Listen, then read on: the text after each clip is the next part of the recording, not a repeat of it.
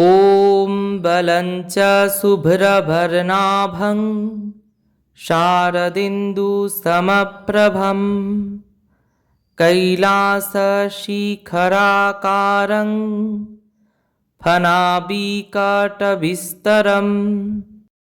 नीलाम्बरधञ्चोग्रं बलं बलमदुद्धतं कुण्डलैकधरं दिव्यं महामूषलधारिणीं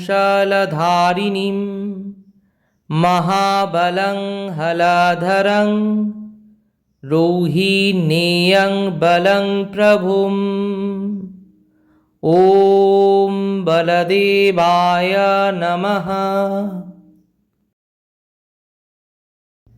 ॐ पीनाङ्गं द्विभुजं कृष्णं पद्मपत्राय तीक्ष्णं महोरसं महाबाहुं पीतवस्त्रं शुभाननं शङ्खचक्रगदापाणिं मुकुटाङ्गदभूषितं सर्वलक्षणसंयुक्तं वनमालाविभूषितं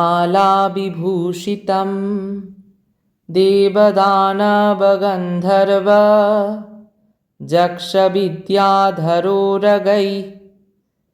सेव्यमानं सदा चारु कोटिसूर्यसमप्रभं ध्यायेन्नारायणं देवं चतुर्वर्गफलप्रदम्। ॐ जगन्नाथदेवाय नमः।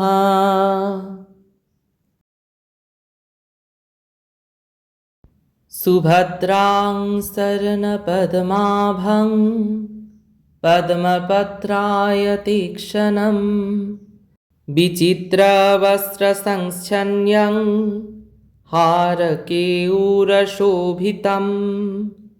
विचित्राभरणोपेतं मुक्ताहारविलम्बितं पीनोन्यतो कुचं रम्या मात्यं प्रकृतिरूपिकं भुक्तिमुक्तिप्रदात्रीं च धैत्यामम्बिकां परां ह्रीं सुभद्रायै नमः।